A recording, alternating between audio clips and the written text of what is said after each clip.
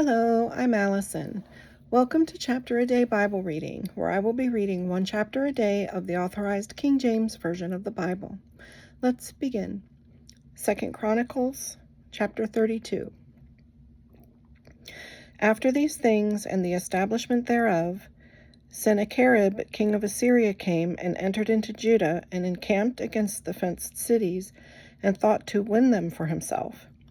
And when Hezekiah saw that Sennacherib was come, and that he was purposed to fight against Jerusalem, he took counsel with his princes and his mighty men to stop the waters of the fountains which were without the city, and they did help him.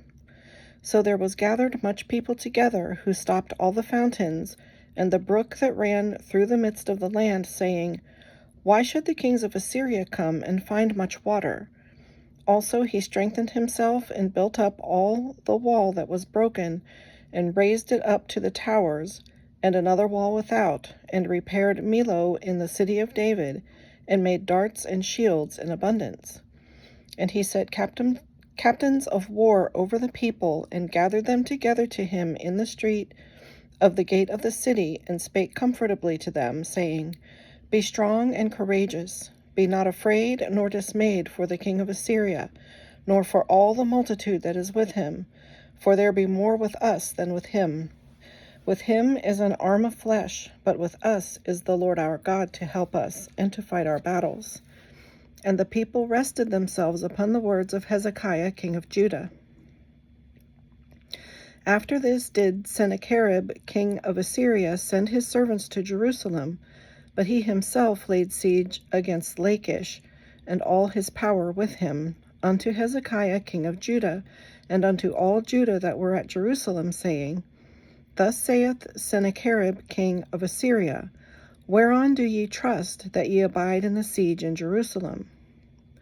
Doth not Hezekiah persuade you to give over yourselves to die by famine and by thirst, saying, The Lord our God shall deliver us out of the hand of the king of Assyria?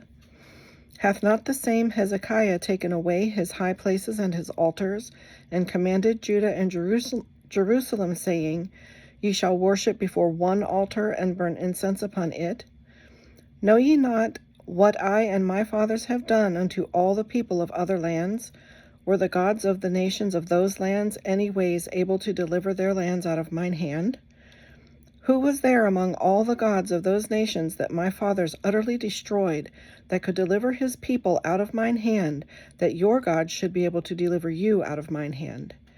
Now therefore let not Hezekiah deceive you, nor persuade you on this manner, neither yet believe him, for no God of any nation or kingdom was able to deliver his people out of mine hand, and out of the hand of my fathers. How much less shall your God deliver you out of mine hand?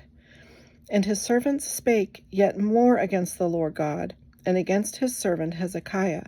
He wrote also letters to rail on the Lord God of Israel, and to speak against him, saying, As the gods of the nations of other lands have not delivered their people out of mine hand, so shall not the God of Hezekiah deliver his people out of mine hand. Then they cried with a loud voice in the Jews' speech unto the people of Jerusalem that were on the wall, to affright them, and to trouble them, that they might take the city. And they spake against the God of Jerusalem as against the gods of the people of the earth, which were the work of the hands of man. And for this cause Hezekiah the king and the prophet Isaiah the son of Amos prayed and cried to heaven. And the Lord sent an angel, which cut off all the mighty men of valor, and the leaders and captains in the camp of the king of Assyria. So he returned with shame of face to his own land, and when he was come into the house of his God, they that came forth of his own bowels slew him there with the sword. Thus the Lord saved Hezekiah and the inhabitants of Jerusalem from the hand of Sennacherib the king of Assyria, and from the hand of all other, and guided them on every side.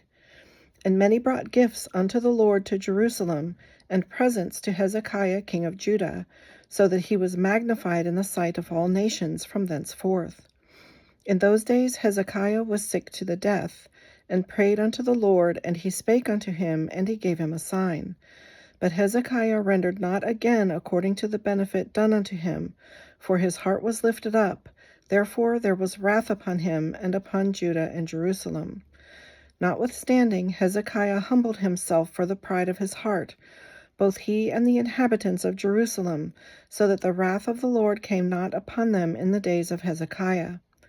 And Hezekiah had exceeding much riches and honor, and he made himself treasuries for silver and for gold, and for precious stones, and for spices, and for shields, and for all manner of pleasant jewels, storehouses also for the increase of corn, and wine, and oil, and stalls for all manner of beasts, and coats for flocks. Moreover, he provided him cities and possessions of flocks and herds in abundance, for God had given him substance very much. This same Hezekiah also stopped the upper watercourse of Gihon, and brought it straight down to the west side of the city of David. And Hezekiah prospered in all his works. Howbeit in the business of the ambassadors of the princes of Babylon, who sent unto him to inquire of the wonder that was done in the land, God left him to try him, that he might know all that was in his heart.